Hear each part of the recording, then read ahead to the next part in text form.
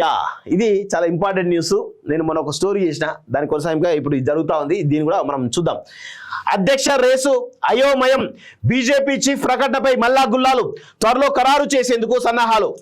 మరోసారి తెరపైకి బండి సంజయ్ పేరు. ఎమ్మెల్సీల గెలుపులో కీలకమైనటువంటి భావన జిహెచ్ఎంసీ ఎన్నికల్లోనూ రిపీట్ అయ్యేలా. ఇంతకాలం ఈటలకేనంటూ గుసగుసలు, క్యాడర్లోని అసంతృప్తితో వ్యూహం మార్పు, రాష్ట్ర నేతలకి అర్థం కాని హైకమాండ్ ప్లాన్ అంటూ చూస్తా ఉన్నాం. సో దీనిలో మనందరం గమనించాల్సిన విషయం ఏంటంటే బండి సంజయ్ వర్సెస్ ఈటల ఈ ఫైట్ మరొకసారి తెరపైకి వస్తూ ఉంది. ఒకసారి దాన్ని కూడా చూసేటువంటి ప్రయత్నం చేద్దాం. బీజేపీ రాష్ట్ర అధ్యక్షుడిగా ఎవరికి అవకాశం దక్కుతుందనేది ఆ పార్టీ నాయకులకు అంతు చిక్కడం లేదు. ఈటల రాజేందర్కి ఖాయమైందంటూ ఆయన వర్గీయులతో పాటు పలువురు ఇప్పటివరకు వ్యాఖ్యానించారు. కానీ మరోసారి బండి సంజయ్ పేరు తెరపైకి వచ్చింది. ఢిల్లీలో ఇటీవల జరిగినటువంటి పార్టీ కీలక సమావేశంలో ఈ మేరకు నిర్ణయం జరిగిందనేది పార్టీ కేంద్ర వర్గాల సమాచారం. ఇటీవల జరిగిన ఎమ్మెల్సీ ఎన్నికల్లో ఇద్దరు బీజేపీ అభ్యర్థుల గెలుపు వెనుక బండి సంజయ్ పాత్ర కీలకంగా మారిందని చెప్తా ఉన్నారు. ఏం మారిందో మరి ఆయన ఏం ప్రచారం చేసిండో ఏదో తెలియదు, కానీ అది క్రెడిట్ మాత్రం గెలుపు సంబరాల తర్వాత క్రెడిట్ కొట్టుకున్నారు తప్ప వేరేం కనబడతలేదు. సో ఆ జిల్లాలో పోలైన ఓట్లే నిర్ణయాత్మకమయ్యేది హైకమాండ్ అభిప్రాయం. ఈ ఏడాది చివరకు జరగాల్సినటువంటి జిహెచ్ఎంసీ ఎన్నికల్లోనూ అదే తరహా విజయం రిపీట్ కావాలని భావిస్తున్నది. దీనికి తోడు వచ్చే అసెంబ్లీ ఎన్నికల వరకు ఆయననే అధ్యక్షుడు కొనసాగిస్తేనే రాష్ట్రంలో అధికారంలోకి రావడం ఖాయమనే ధీమా కేంద్ర నాయకత్వంలో వ్యక్తమైంది. బండి వైపే అధిష్టానం అంటూ చూస్తా ఉన్నాం. ఆపరేషన్ జిహెచ్ఎంసీ అన్ని కోణాల్లో లోతైన అధ్యయనం అంటూ చూస్తాం. రాష్ట్రంలో తాజా రాజకీయ పరిణామాలు పరిగణలోకి తీసుకొని బలమైనటువంటి వ్యక్తికి రాష్ట్ర పార్టీ బాధ్యతలు అప్పచెప్పడం అవసరమైన అభిప్రాయంతో బండి సంజయ్ పేరును సీరియస్ గా పరిశీలిస్తున్నట్లు సమాచారం. ఆర్ఎస్ఎస్ వర్గాలు కూడా ఆయనకే మొగ్గు చూపడంతో వీలైనంత తొందరగా పేరును లాంఛనంగా ప్రకటించాలని బీజేపీ హైకమాండ్ ఆలోచిస్తుంది. ఈటల రాజేందర్ విషయంలో ప్రత్యామ్నాయంగా ఇతర బాధ్యతలు అప్పచెప్పే అవకాశాలున్నాయి.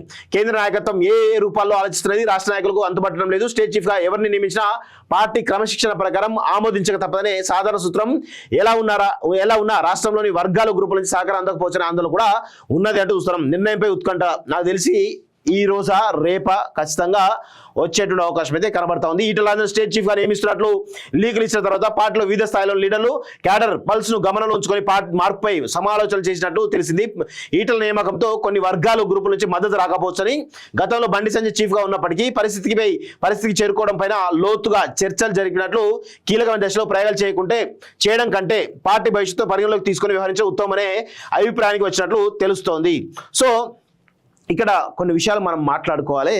సో బండి సంజయ్ అదేవిధంగా ఈటల ఇద్దరి మధ్యలో, బండి వర్సెస్ ఈటల ఇద్దరి మధ్యలో కొంత మేర మనం అనాలిసిస్ చేసినట్లయితే ఇక్కడ బండి సంజయ్ అనేటువంటి వ్యక్తిని ఖచ్చితంగా భారతీయ జనతా పార్టీలో ఉన్నటువంటి హిందుత్వవాదులు ఓన్ చేసుకుంటారు.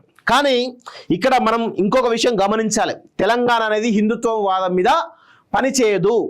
తెలంగాణ వాదం ఒకవైపు, అదేవిధంగా హిందుత్వవాదం మరొక వైపు. ఈ రెండు సమన్వయంతో కలిసి ముందుకు తీసుకెళ్లగలిగితేనే భారతీయ జనతా పార్టీ సక్సెస్ అవుతుంది, లేదంటే మాత్రం ఇబ్బంది అవుతుంది. అది మాత్రం ఖచ్చితంగా భారతీయ జనతా పార్టీ అధినాయకత్వం గుర్తుపెట్టుకోవాలి. సో ఇక్కడ బండి సంజయ్ ఒక హిందుత్వవాదిగా ఆయనకు ఒక పేరు అయితే ఉంది. హిందుత్వవాది, కట్టర్ హిందుత్వం అనుకోండిగా, హిందుత్వవాదిగా ఆయనకు ఒక పేరుంది. అదేవిధంగా ఇటు కట్టర్ హిందుత్వవాది, అదేవిధంగా మాస్ లీడర్గా ఆయనకు ఒక మంచి పేరు ఉంది, ఆ తర్వాత ఆయన వేసేటువంటి విమర్శలు, పదునైనటువంటి విమర్శలు ఉంటాయి. దాన్ని క్యాడర్ కొంత ఓన్ చేసుకునేటువంటి అవకాశాలు అయితే ఉంటాయి, పదునైన విమర్శలు ఉంటాయి. సో ఇక్కడ బండి సంజయ్ వ్యక్తి మైనస్లు ఏంటంటే ఇక్కడ ఆయనకు కొంత సబ్జెక్టు పరంగా విమర్శలు చేయడము కొంత తక్కువ. సబ్జెక్ట్ కాకుండా కేవలం పదునైన విమర్శలకే ఎక్కువ ప్రాధాన్యత ఇస్తాడు. అది అందరూ గుర్తుపెట్టుకోవాలి. సో పార్టీలో ఆల్రెడీ ఒకసారి చేసింది కాబట్టి ఆయనకు కొంత వ్యతిరేక వర్గం కూడా ఉంది. మరి దాన్ని ఎట్లా సాటిస్ఫై చేస్తారు అనేది, ఒక వ్యతిరేక వర్గాన్ని ఎట్లా సాటిస్ఫై చేస్తారు అనేది కనబడతా ఉంది. ఇది ఆయనకు ప్లస్లు మైనస్గా మనకు కనబడతా ఉన్నాయి. సో అదేవిధంగా ఈటల రాజేందర్ ఇక్కడ ప్లస్, ఈయనకు ఇంకొక విషయం ఏంటంటే తెలంగాణవాదిగా అనేది ఒక మైనస్గా కనబడతా ఉంది. తెలంగాణ ఉన్నటువంటి శక్తులు ఓన్ చేసుకోవడానికి అవకాశాలు ఎక్కువ ఉంటాయి. అదేవిధంగా పౌర సంబంధాలు చాలా తక్కువ, కూడా చాలా తక్కువ ఉంటాయి బండి సంజయ్కి. ఓన్లీ బీజేపీతో ఉన్నటువంటి సంబంధాలే ఎక్కువ ఉంటాయి. సో ఇక్కడ ఈటల రాజేందర్ విషయానికి వచ్చినట్లయితే ఒక స్ట్రాంగ్ బీసీవాదిగా ఆయనకు ఒక మంచి పేరైతే ఉంది, బీసీవాది. సో అదేవిధంగా కట్టర్ తెలంగాణ ఉద్యమకారుడు, అదేవిధంగా ఇటు ఈటెల రాజేందర్ గ్రౌండ్ లెవెల్ అంటే ఈ రాష్ట్రంలో ఉన్నటువంటి ప్రతి పల్లె తిరిగిన అంటే సత్సంబంధాలు అంటే ఈ రాష్ట్రంలో ఉన్నటువంటి ఏ వాడకు ఏ ఊరు ఏ పల్లెకి వెళ్ళినా కానీ ఖచ్చితంగా గ్రౌండ్ లెవెల్లో ఆయన క్యాడర్ను మొబిలైజ్ చేయగలిగేటువంటి క్యాబుల్ ఉన్నటువంటి వ్యక్తి, గ్రౌండ్ లెవెల్ లీడర్. సో అది మనం చెప్పొచ్చు. సో అదేవిధంగా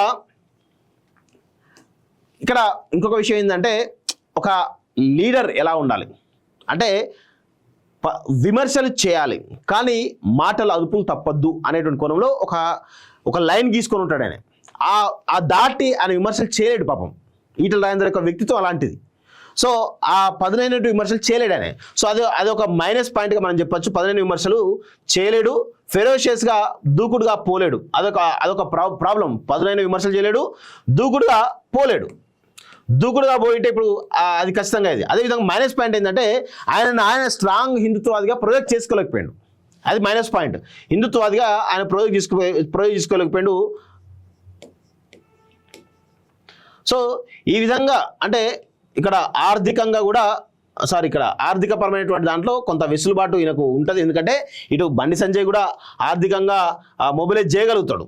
గతంలో కూడా చేసి ఇప్పుడు కూడా చేస్తాడు. సో వీళ్ళిద్దరు కూడా ఏదైనా కార్యక్రమాలు చేయాలంటే ఆర్థికంగా మొబిలైజ్ చేయడానికి అవకాశం ఉంటుంది.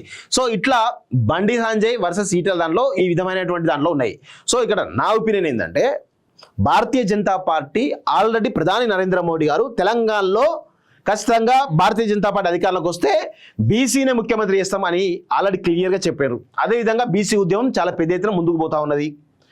సో దానికి కాంగ్రెస్ పార్టీ ఆల్రెడీ ఛాంపియన్గా ఎదుగుతూ ఉంది. కాబట్టి ఒక స్ట్రాంగ్ బీసీ లీడర్ బీసీ సంఘాలతోటి బీసీలు ఓన్ చేసుకునే వ్యక్తి కావాలి. సో దానిలో ఖచ్చితంగా ఆబ్వియస్గా ఈటెల రాజేందర్ పేరే ఉంటుంది. బీసీలు ఆయన ఓన్ చేసుకుంటారు. సో బండి సంజయ్కి ఆ స్కోప్ తక్కువ ఉంటుంది. సరే ఆయన బీసీ అయినప్పుడు కూడా తక్కువ ఉంటుంది. సో ఇంకొక విషయం ఏంటంటే ఈ ఇద్దరికి కూడా వారి సామాజిక వర్గాలు ప్లస్ బండి సంజయ్ మున్నూరు కాపు సంబంధించినటువంటి వ్యక్తి. ఈయన మున్నూరు కాపులో కొంత బలమైనటువంటి పట్టు కూడా సంపాదించిండు.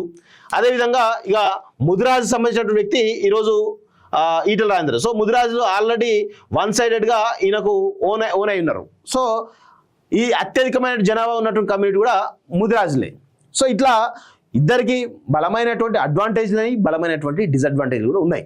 సో మరి అధిష్టానం కనుక బీసీ కోణంలో ఆలోచిస్తే ఖచ్చితంగా ఈటెల రాజేందర్కి ఇస్తేనే బయటపడతారు తప్ప ఖచ్చితంగా. ఎందుకంటే బండి సంజయ్ ఆల్రెడీ ఒకసారి టర్మ్ చేసిండు. సో ఆయన యొక్క వ్యవహార శైలి ఏంది, ఆయన సడన్గా తీసేయడం గల కారణాలు ఏంటనేది అధిష్టానం దగ్గర ఈయనకు సంబంధించిన విషయాలన్నీ ఉన్నాయి.